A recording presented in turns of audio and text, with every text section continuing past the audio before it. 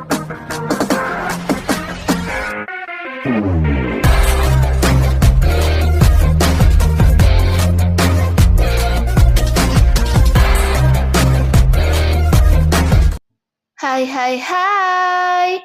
Selamat datang kembali di channel Min Donghua. Kali ini kita akan melanjutkan cerita Donghua, Martial Peak. Gak pakai lama lagi, langsung aja kita ke ceritanya. Check it out. Insiden ini mengejutkannya dan serangan Yangke yang kejam dan brutal membuatnya semakin ketakutan. Sambil tertawa keras, Yangke berkata, "Teman, sebelum Anda mengucapkan kata-kata besar lain kali, mohon pertimbangkan apakah berat badan Anda cukup dan jangan sampai angin menerpa lidah Anda." Melihat Yangke yang berlumuran darah, dia merasakan kekerasan dan vitalitas ganas di tubuhnya berfluktuasi. Wajah pria itu menjadi pucat dalam sekejap. Hingga saat ini, dia masih belum tahu bahwa Yangke tidak menggunakan seluruh kekuatannya dalam pertempuran dengan dua hantu serigala petir. Dengan skill dan vitalitasnya yang melonjak, dia sebenarnya tidak membutuhkan sebatang dupa untuk membunuh dua monster itu. Namun dia bertarung selama kurang lebih 1 jam, jelas hanya untuk pertunjukan untuk mereka bertiga. "Jadi, Anda sudah tahu bahwa kami bersembunyi di samping." Wajah pria itu tiba-tiba menjadi dingin. Kedua temannya terbunuh hampir seketika. Meskipun dia ketakutan, hal itu juga membangkitkan niat membunuh dan kemarahannya. Belalang Sembah sedang menangkap jangkrik dan Oriole ada di belakang. Anda punya rencana yang bagus. Tidakkah Anda mengizinkan saya memanfaatkannya? Yangke mencibir. "Anda pantas mati." Pria itu meraung dan marah, mengaktifkan vitalitasnya dengan keras dan segel emas tiba-tiba muncul di depannya. Dia pasti menggunakan semacam seni bela diri dan level seni bela diri ini pasti tidak terlalu rendah. Namun ekspresi Yangke tegas dan dia tidak bisa lagi menahan apapun. Kemudian Ao yang pantang menyerah ditambahkan ke tubuhnya dan energinya yang sudah ganas menjadi lebih ganas. Bahkan auranya yang aneh tidak berubah karena aura jahatnya sangat menakjubkan, membuat niat membunuhnya tidak terbatas. Kekuatan di puncak alam pemisahan penyatuan kembali. Ao yang pantang menyerah selalu menjadi kartu truf Yangke. Biasanya dia tidak menggunakannya dengan mudah, sehingga tidak dimata-matai dan membeberkan kartu trufnya. Namun di tempat ini, menghadapi musuh seperti ini, Yangke tidak ingin menyembunyikan rahasianya lagi. Selama mereka semua terbunuh, tidak ada kekhawatiran. Oleh karena itu, dia bisa menjadi berani dan percaya diri, sehingga dia bisa mengerahkan kekuatan terkuatnya sepuasnya. Melihat pemandangan itu, di sisi berlawanan, musuh sekali lagi tampak ketakutan. Peningkatan kekuatan Yangke yang tiba-tiba membuatnya lengah, tetapi dia tidak punya cara untuk kembali. Dia mengangkat segel emas di satu tangan dan meraung ke arah Yangke. Yangke tidak takut, satu tangan berubah menjadi cakar dan satu cakar menggenggam segel besar itu. Tubuhnya sedikit gemetar. Lagi pula itu adalah gerakan seni bela diri dan tidak mudah untuk diblokir. Senyuman sinis muncul di sudut mulut pihak lain dan vitalitasnya menjadi lebih kuat. Tapi energi yang sejati di tubuh Yangke tiba-tiba meledak. Dan energi yang panas mengalir ke segel besar. Dalam sekejap terdengar bunyi klik. Segel besar itu terbakar dan retak. Karena kemurnian dan intensitas energi yang sejati Yangke tidak lebih buruk daripada prajurit alam Yuan sejati. Sedangkan musuh ini hanya memiliki kekuatan alam pemisahan dan pemersatu tingkat ke-8. Dan energi di tubuhnya belum diubah menjadi esensi sejati. Jadi bagaimana dia bisa berhadapan langsung dengan Yangke? Saat ini suara klik berlanjut satu demi satu, sehingga wajah pihak lain menjadi pucat. Dan ketika dia merasakan ada sesuatu yang tidak beres, dia dengan cepat berkata, "Teman, mohon ampun, saya adalah murid Istana Cahaya Emas, dan saya telah menyinggung berkali-kali sebelumnya." Yangke mencibir, matanya gila dan haus darah.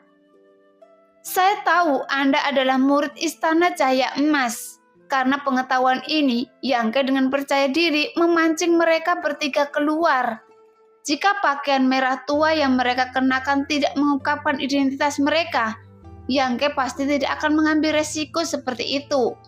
Lagi pula, Istana Cahaya Emas hanyalah kekuatan tingkat ketiga, dan ada 3 murid di sini. Mereka semua hanya berada di tingkat alam pemisahan dan reoni. Dan Ling Taisu memberitahu Yangke tentang hal ini sebelumnya ketika mereka berada di danau. Sekarang langit dipenuhi cahaya keemasan dan segel murid Istana Cahaya Emas ini meledak sepenuhnya. Pada saat ini, dia tiba-tiba bereaksi dan sebilah pisau tajam keluar dari sarungnya, seperti ular yang keluar dari lubangnya dan langsung menuju ke tenggorokan Yangke. Karena permintaan belas kasihan barusan hanyalah sebuah alasan. Lagi pula, kedua adik laki-lakinya terbunuh, dan kebencian antara dia dan Yangke tidak dapat diselesaikan. Namun bilah tajamnya gagal melukai Yangke, karena saat dia menebas, dia berhenti bergerak dan menatap dadanya. Hanya untuk melihat salah satu tangan Yangke dimasukkan ke dalam jantungnya, sehingga jantungnya berdetak, tiba-tiba berhenti. Yangke mengeluarkan tangannya yang besar dan mengeluarkan setumpuk darah dengan ekspresi dingin. 3 musuh terbunuh dalam satu pertempuran. Semuanya prajurit di alam pemisahan dan reoni tingkat ke-7 atau ke-8. Sehingga tidak ada tekanan sama sekali. Yang lemah mengalahkan yang kuat, yang sedikit mengalahkan yang banyak, dan Yangke memperoleh pemahaman baru tentang kekuatan sejatinya. Menunggu dengan tenang di tempat. Setelah beberapa saat, vitalitas dan esensi daging dan darah dari 3 prajurit Istana Cahaya Emas terkondensasi menjadi butiran darah. Yangke melangkah maju untuk mengambilnya dan terkejut saat mengetahui bahwa ketiga manik darah ini jauh lebih besar daripada yang dia peroleh sebelumnya. Dari manik-manik darah setelah monster tingkat ke-4, tetapi mengapa manik-manik darah prajurit alam pemisahan dan reoni jauh lebih besar? Tanpa waktu untuk menyelidiki dengan cermat, Yangke mengumpulkan butiran darah dari 2 hantu serigala petir, lalu menjarah semua barang berharga dari ketiga orang ini, dan buru-buru meninggalkan tempat itu. Setelah sebatang dupa, banyak monster berkumpul di sini, karena bau darah yang memenuhi udara, sehingga membawa mereka ke sini. Saat ini Yangke sudah lebih dari 10 mil jauhnya. Dia telah memanen banyak manik-manik darah dalam beberapa hari terakhir. Dan Yangke ingin menemukan tempat yang aman untuk memurnikan dan menyerapnya. Hanya dengan cara ini kekuatannya dapat ditingkatkan, sehingga dia dapat menghadapi monster dan musuh yang lebih kuat. Tapi tidak ada tempat di dunia ini yang benar-benar aman. Jadi Yangke hanya bisa menyembunyikan sosoknya sebanyak mungkin, menahan auranya dan menutupi jejaknya sehingga keberadaannya tidak terungkap. Bersembunyi di lubang pohon mati sambil memperhatikan gerakan di sekitarnya, dia menyerap energi dari butiran darah halus. Sekarang mungkin ada kurang dari 20 manik-manik darah yang dipanen. Dalam beberapa hari yang terakhir, kebanyakan dari mereka terbentuk setelah kematian monster tingkat ketiga. Dan beberapa adalah monster tingkat 4. Selain itu ada manik-manik darah Yangke peroleh dari 3 prajurit Istana Cahaya Emas. Sehingga sangat mudah untuk mengetahui tingkat butiran darah berdasarkan ukurannya.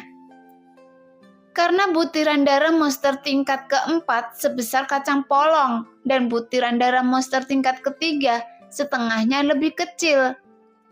Sebaliknya, butiran darah dari 3 prajurit alam pemisahan penyatuan kembali jauh lebih besar. Segera Yangke mengambil manik darah dari monster tingkat ketiga. Yangke memegangnya di telapak tangannya dan diam-diam menjalankan seni yang sejati. Begitu vitalitasnya berpindah, Yangke dengan jelas merasakan energi murni dan tanpa cacat mengalir ke tubuhnya di telapak tangannya. Mengalir ke meridiannya dan langsung diserap oleh tubuh emas bangga tanpa berhenti di dantiannya. Seni yang sejati bahkan belum selesai berlari setelah diserap selama seminggu. Tetapi manik-manik darah menghilang dan berubah menjadi kekuatannya sendiri. Yangke terkejut. Meskipun dia pernah mendengar dari Ling Taisu sebelumnya bahwa butiran darah yang diperoleh di sini dapat dengan mudah dimurnikan dan diserap tanpa rasa khawatir. Tapi Yangke tidak pernah menyangka akan semudah itu. Energi pada butiran darah ini bukannya tidak berguna sama sekali. Murni seperti embun mutiara dan giok. Tidak perlu dimurnikan sama sekali, hanya perlu diserap saja. Pantas saja Ling Taisu sangat mengagumi butiran darah yang muncul di sini sebelumnya. Jika seseorang memiliki butiran darah dalam jumlah banyak, kekuatannya sendiri pasti akan terbang seperti meteor. Selain perlunya persepsi diri saat maju ke ranah yang besar, tetapi ranah kecil juga sama sekali tidak ada hambatan untuk promosinya. Prajurit manapun yang telah menyerap energi manik-manik darah mungkin tidak dapat menahan godaan seperti itu untuk menjadi lebih kuat dan maju. Mereka tidak boleh melepaskan makhluk hidup apapun yang lewat, baik manusia maupun monster, karena di mata orang kuat di sini itu hanyalah tetesan darah. Karena kesempatan untuk menyerap energi tanpa rasa khawatir akan sangat langka. Bagaimanapun tidak ada tempat lain di dunia ini kecuali tempat ini yang dapat membiakkan manik-manik berdarah. Ambil nafas dalam-dalam, mengumpulkan pikirannya. Yangke mengeluarkan semua butiran darah, lalu memegangnya di telapak tangannya dan memulai seni yang sejati.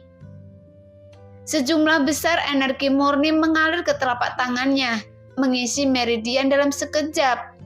Energi ini terus-menerus dihasilkan dari butiran darah di tangan, kemudian dituangkan ke dalam tubuh, sehingga dapat diserap oleh tubuh emas yang sombong. Bahkan kecepatannya hampir tak terlukiskan. Sekarang butiran darah di telapak tangannya berkurang satu persatu, dengan cepat berubah menjadi vitalitas Yangke. Jelas, Yangke dapat merasakan bahwa dia menjadi lebih kuat sedikit demi sedikit, karena alam pemisan dan reoni tingkat ketiga hampir penuh.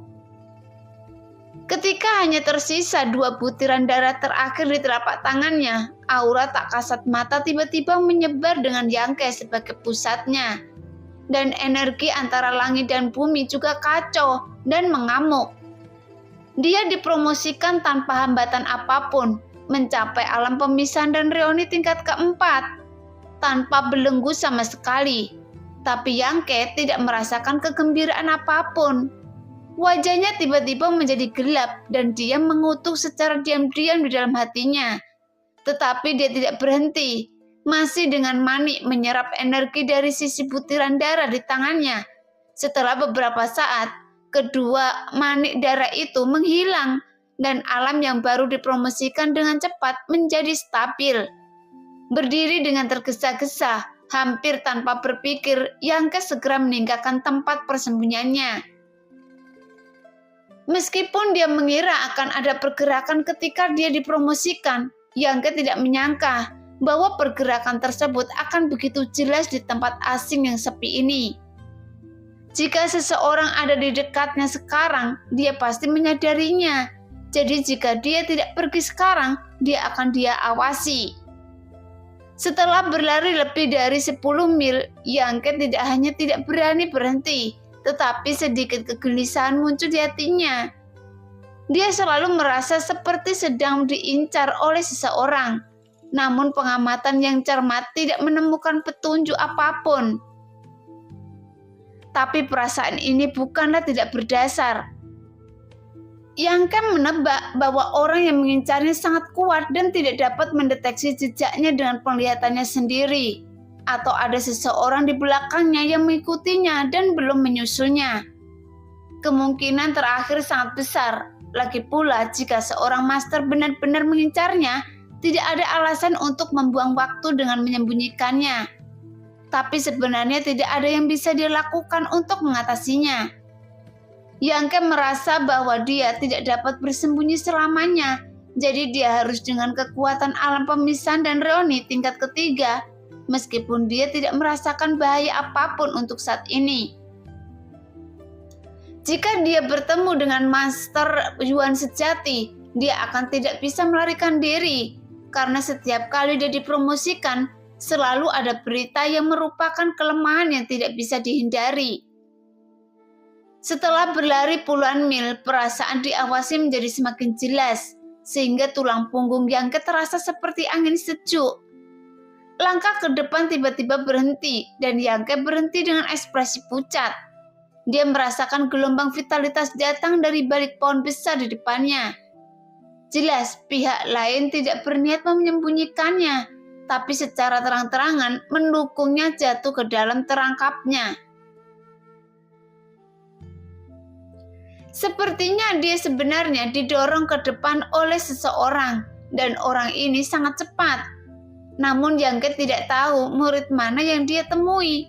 Apalagi kekuatan yang dimiliki pihak lain, jadi tentu saja dia tidak berani bertindak gegabah.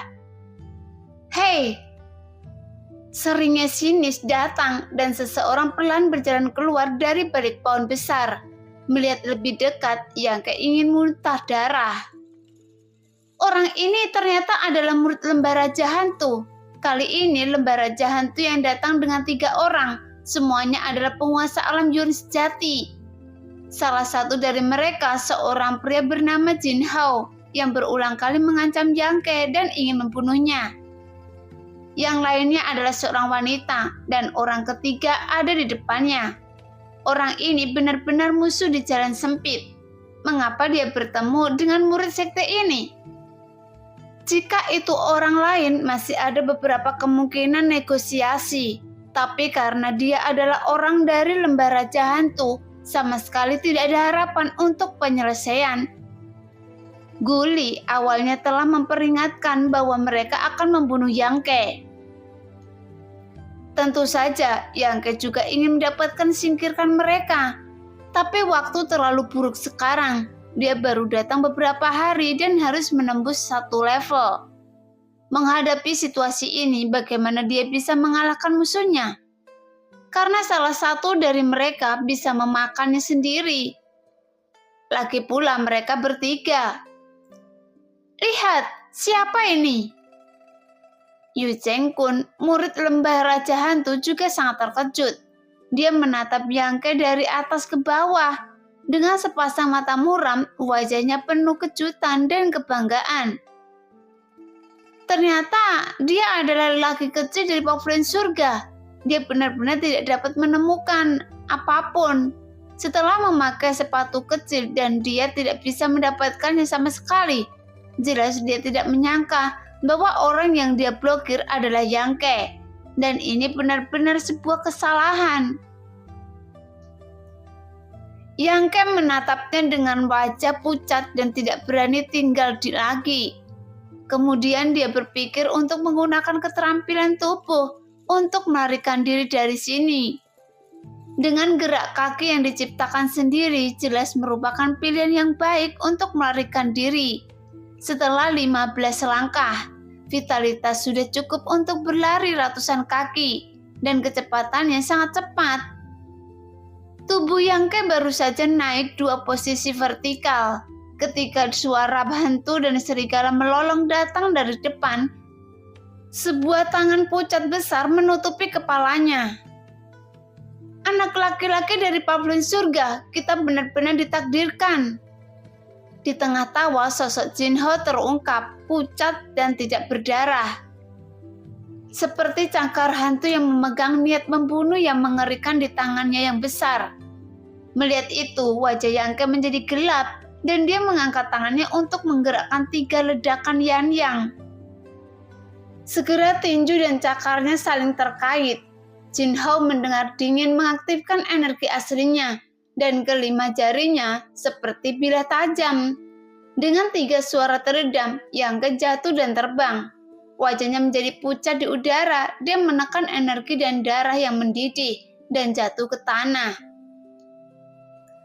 Jinho mungkin memiliki kekuatan alam yuan sejati tingkat 4.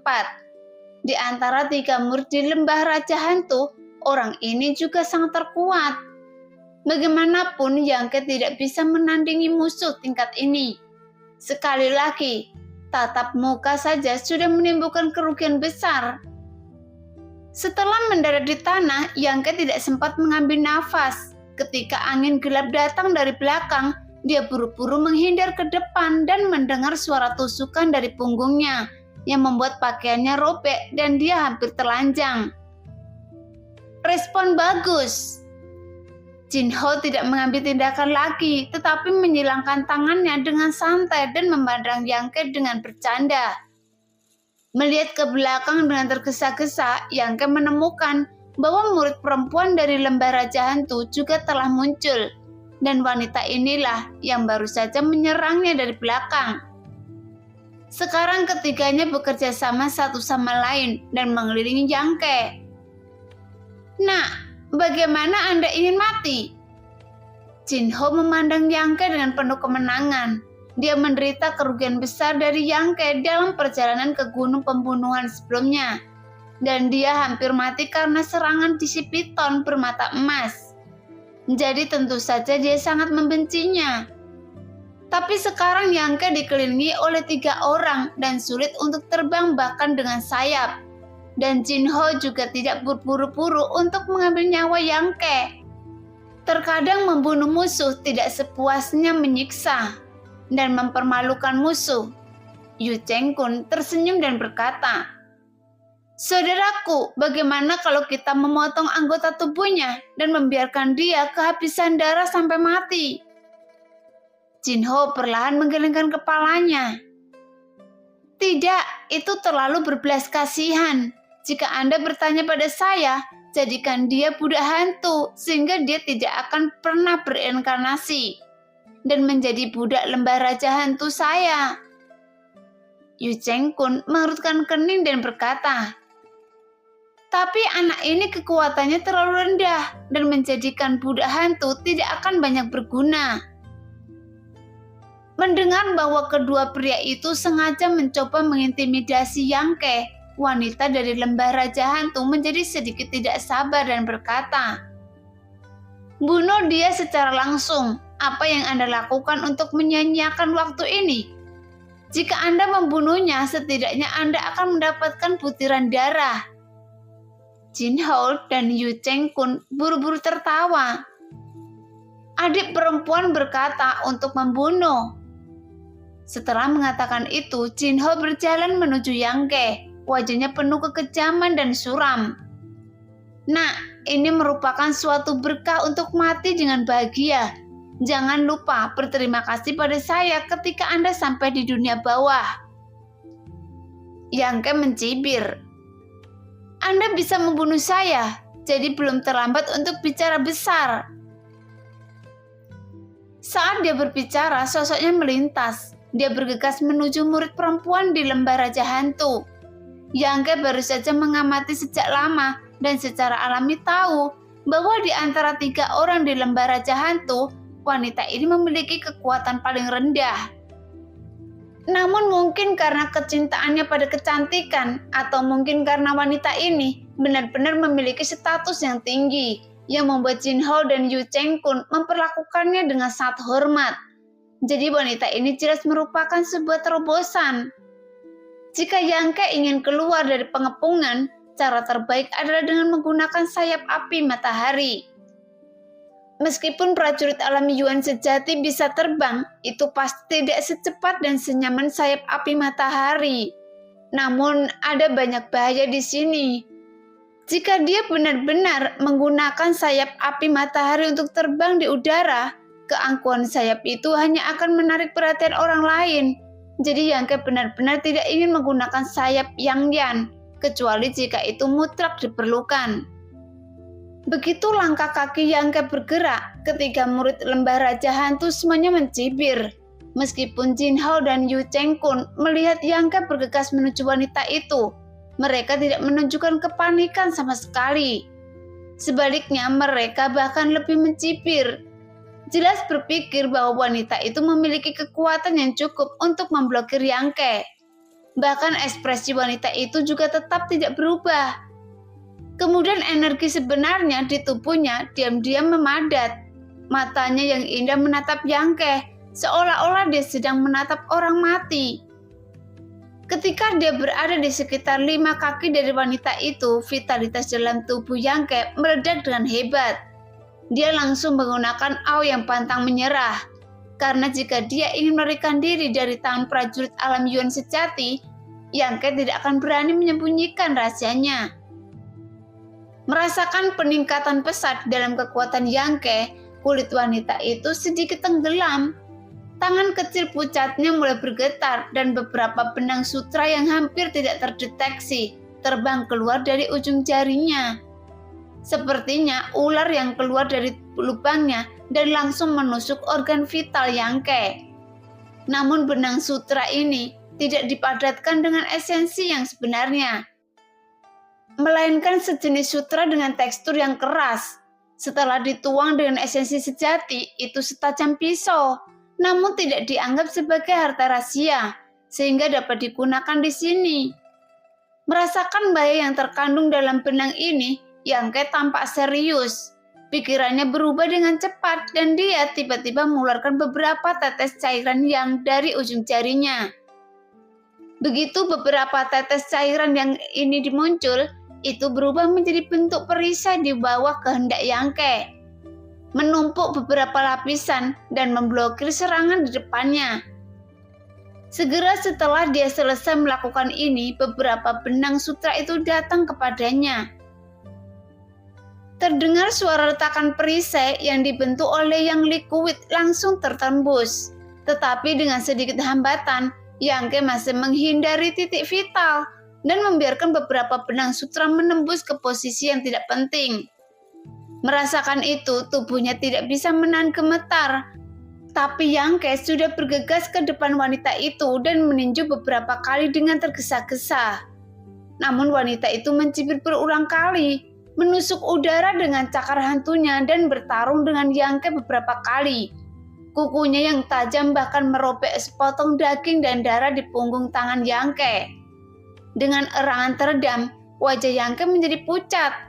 Tetapi dengan bantuan beberapa pukulan ini, dia telah mencapai bagian atas kepala wanita itu.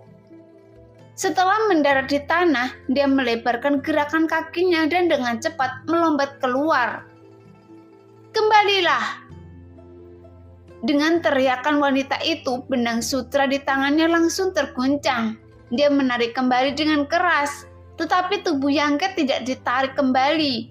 Dia hanya berhenti sejenak, lalu dengan cepat menjauh, dan beberapa garis darah tercabut di udara. Melihat adegan itu, keterkejutan muncul di mata wanita itu. Bahkan Jin Hao dan Yu Cheng Kun yang tidak mengambil tindakan juga terlihat kaget. Apa yang terjadi? Jin Hao Fei bergegas mendekat dan bertanya. Sutra adik perempuannya sangat keras karena telah menembus tubuh anak laki-laki itu. Bagaimana mungkin sutra itu tidak menahannya? Sudah meleleh. Wanita itu memandangi pemecahan sutra itu dan tidak dapat menahan rasa sakit di hatinya. Wajahnya dipenuhi rasa jahat dan dia menghentakkan kakinya dan berkata, "Apa yang Anda lihat? Ayo kita kejar." Yu Cheng Kun menyipitkan matanya dan sudah mengejar. Setelah keluar, Jin Hao dan wanita itu buru-buru mengikuti. Di tempat yang berbeda, Yangke hampir mencoba yang terbaik untuk melarikan diri. Tapi butuh banyak usaha untuk membuka celah dan biayanya mahal. Jika dikelilingi oleh ketiga orang itu lagi, yang mungkin harus menggunakan sayap api matahari.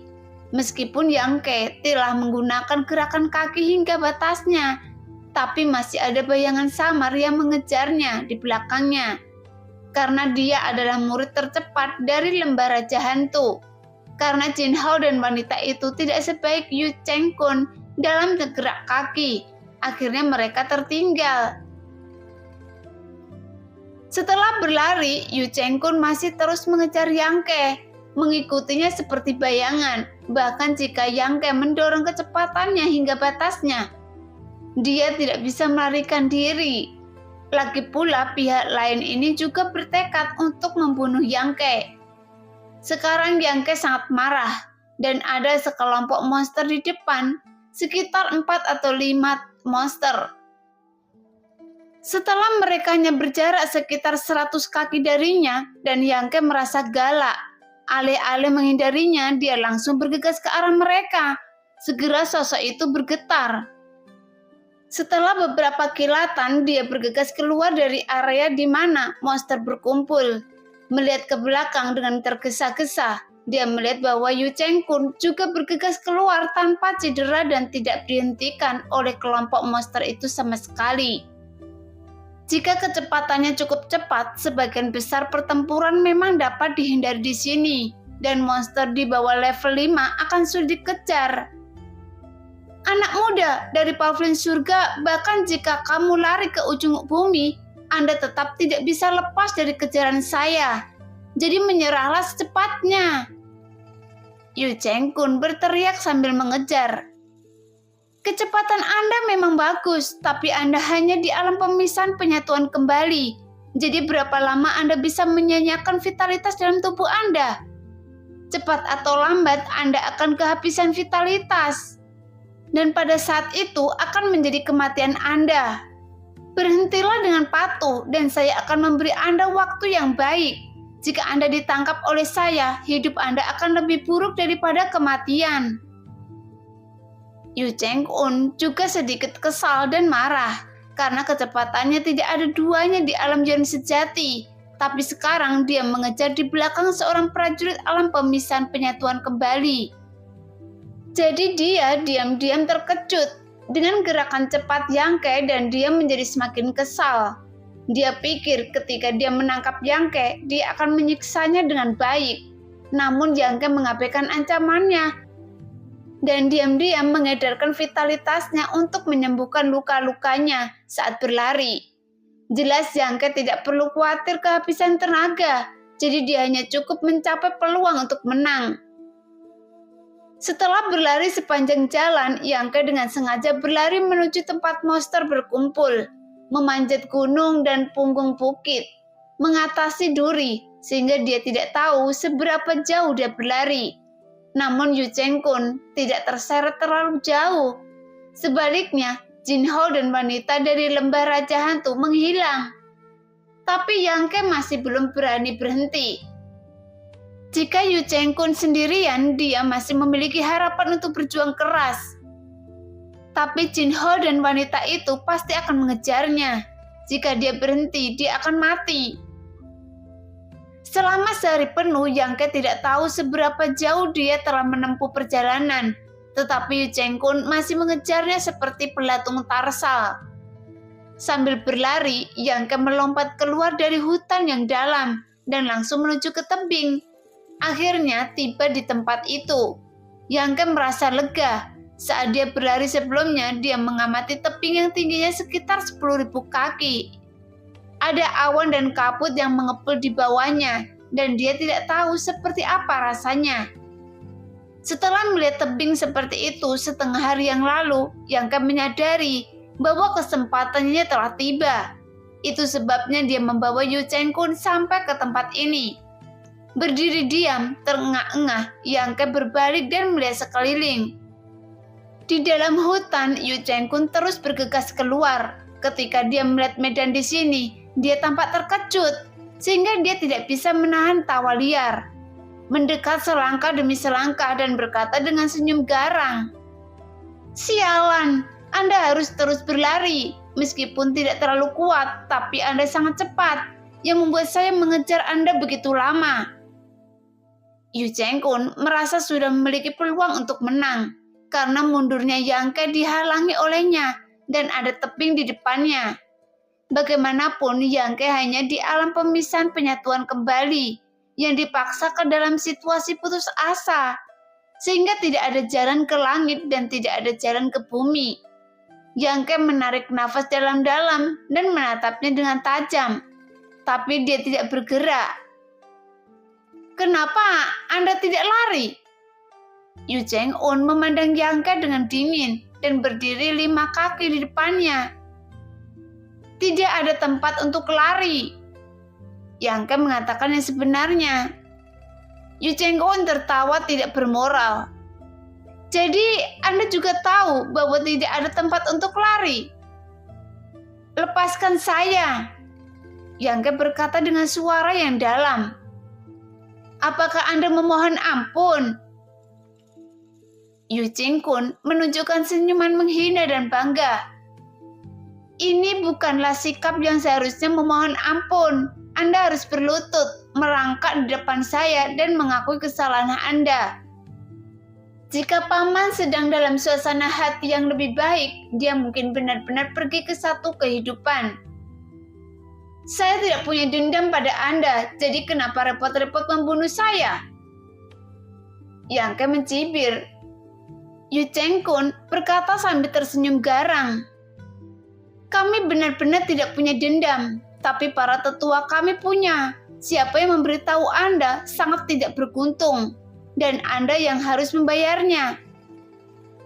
Ayo berhenti bicara omong kosong, hancurkan meridian Anda, lalu berdoalah agar berbaik hati.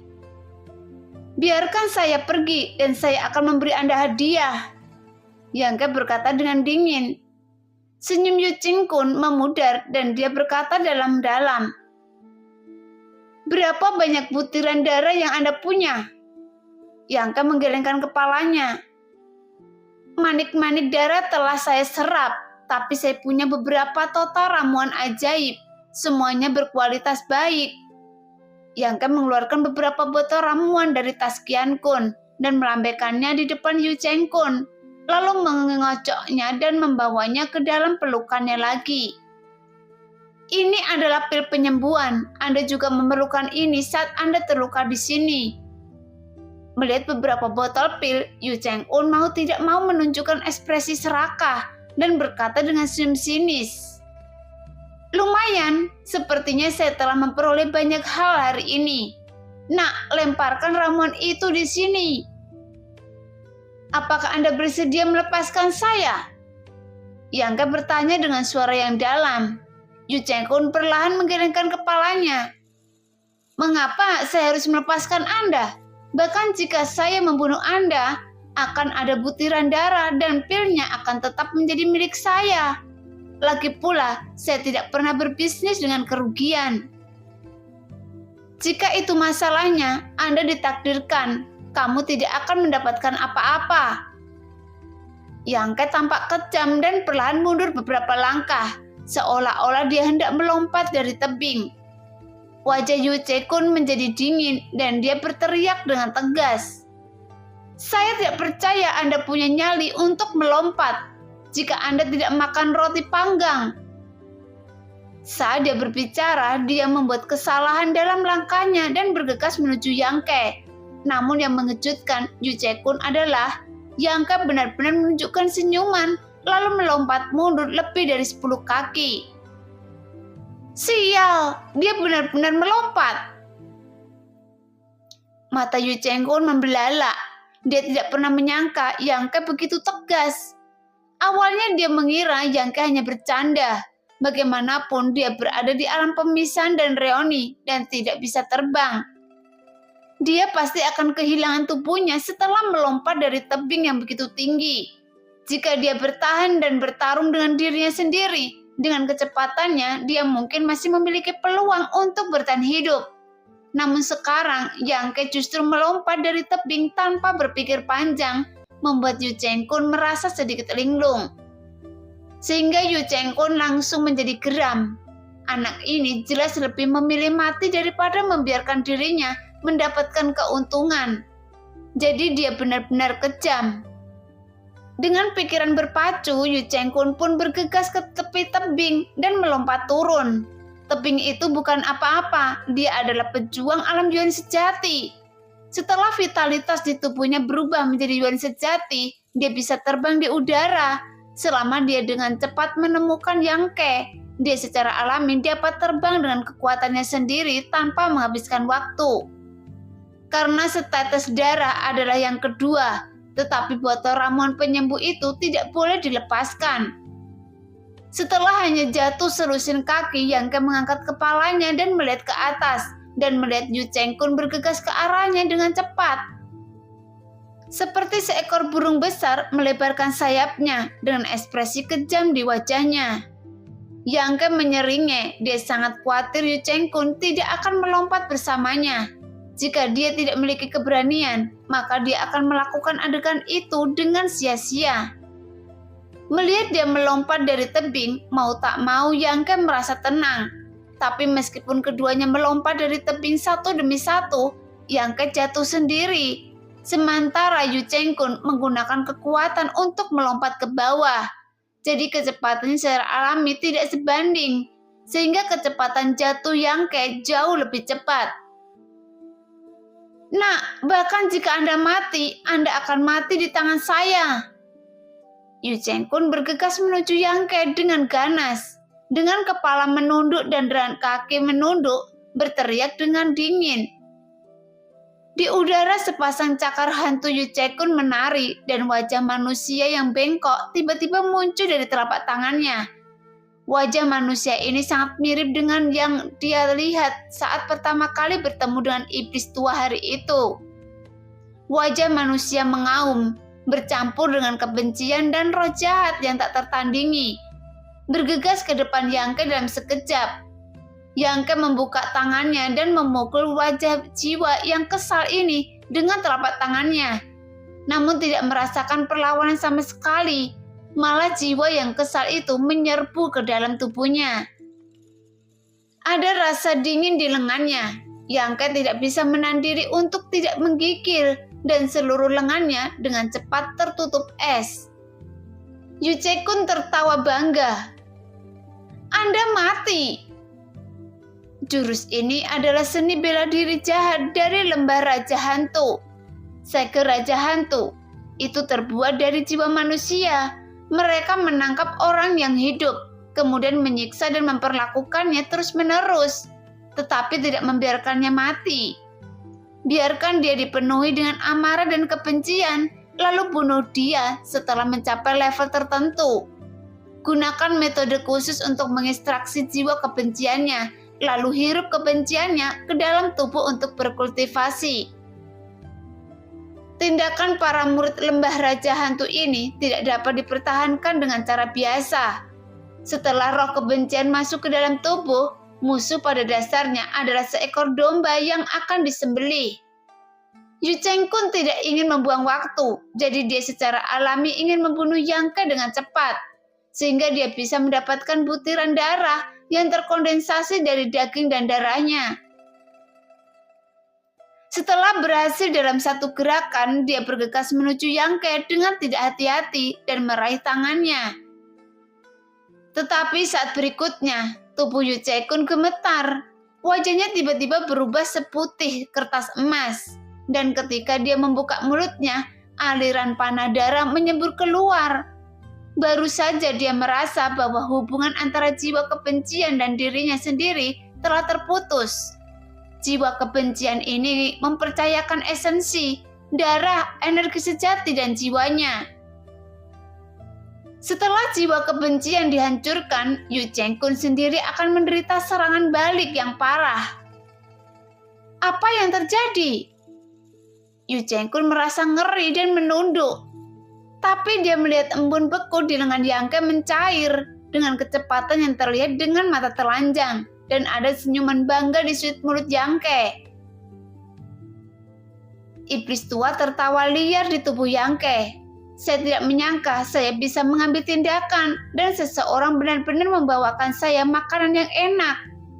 Lumayan, jiwa yang marah ini cukup jahat, jadi rasanya enak sekali. Setelah mengunyahnya selama 3 nafas, jiwa yang marah telah ditelan oleh iblis tua. Dan iblis tua itu menjilat sudut mulutnya dengan pikiran yang belum selesai. Tuan muda, tanyakan padanya apakah dia masih memiliki barang-barang ini, dan biarkan dia membuat beberapa lagi. Setidaknya biarkan saya makan setengah kenyang. Saya khawatir dia pergi. Yang Kem melihat Yu Cheng-kun terluka, karena jiwa yang marah pasti merupakan hal yang berharga, dan tidak mungkin Yu Cheng-kun memiliki hal seperti ini lagi. Mendengarkan Yang Kem berbicara pada dirinya sendiri, ekspresi Yu Cheng-kun tiba-tiba berubah dingin. Itu Anda, metode apa yang kamu gunakan untuk menghancurkan segel raja hantu saya? Yang Kem mencibir. Coba tebak. Saya akan membunuh Anda. Yu Cheng-kun sangat marah, membuka tangannya dan menampar ke arah Yang Kem lagi. Segera cakar hantu itu berkedip-kedip dengan niat membunuh. Kemudian terdengar suara pelan dan kemudian cahaya merah menyala tiba-tiba muncul dari belakang Yang Kem. Merasakan fluktuasi vitalitas yang ganas ini, Yu Cheng-kun terkejut dan dengan cepat melepaskan Yang Kem. Dia tanpa sadar menarik kembali gerakan yang telah dia lakukan dan meletakkan tangannya di depannya dalam posisi bertahan. Tetapi begitu dia menyelesaikan tindakan ini, dia melihat Yang Kem yang jatuh dari tebing bersamanya, tiba-tiba berhenti di tempatnya. Sebaliknya, dia terus terjun dengan kecepatan tinggi sambil mendongak. Pupil Yu Cheng-kun langsung menyusut. Dia melihat murid Palvin Surga berdiri dengan bangga di udara, menatapnya dengan mata dingin. Karena di belakangnya ada sepasang sayap merah menyala, seperti kembang api yang menyala terang, sehingga udara di sekitarnya terdistorsi tanpa batas, dan dia hanya berdiri di sana dengan sombong. Tepat ketika melihat pemandangan itu, Yu Cheng-kun hampir tidak bisa mempercayai matanya. Harta rahasia macam apa ini? Tidak, harta rahasia di sini tidak dapat digunakan sama sekali. Ini bukan harta rahasia. Apakah itu seni bela diri? Tapi seni bela diri macam apa yang bisa memberikan efek luar biasa? Dan seni bela diri macam apa yang bisa membuat dua sayap lebar tumbuh di punggung seseorang? Yu Cheng-kun sejenak teralihkan saat pikirannya terguncang. Namun Yang Kem melebarkan sayap Yang Yan dan terbang ke bawah dengan cepat. Dia benar-benar bertolak belakang dengan apa yang baru saja terjadi.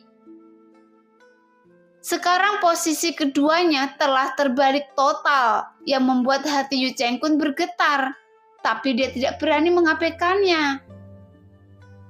Kemudian energi sejatinya meledak, sehingga kecepatan jatuhnya tiba-tiba melambat. Bahkan ada kecenderungan akan menjadi tetap. Tapi bagaimana Yang Kem memberinya kesempatan ini? Dia segera terbang ke atas kepala Yu Cheng-kun dan meninju dengan 3 ledakan Yang Yan dengan keras. Yu Cheng-kun mengerang dalam hatinya. Memang benar bahwa dia sudah menjadi pejuang alam Yuan sejati. Tapi bagaimanapun juga, dia hanya berada di tingkat ketiga dari alam Yuan sejati. Jika tidak ada yang menghalangi dia bisa terbang di udara. Tapi jika musuh yang kuat menyerangnya, bagaimana dia bisa tetap stabil? Dengan kata lain, prajurit Rana Yuan sejati baru saja belajar terbang dan tidak mampu bertarung dengan orang lain saat berterbang. Segera pukulan Yang Kem menghantamnya dan dia harus mengerahkan seluruh energi sejatinya untuk menghadapinya dengan pukulan Bang Head. Nah, demikianlah cerita hari ini. Terima kasih yang sudah menonton video Min Earth sampai selesai. Sampai jumpa di video selanjutnya. Bye-bye.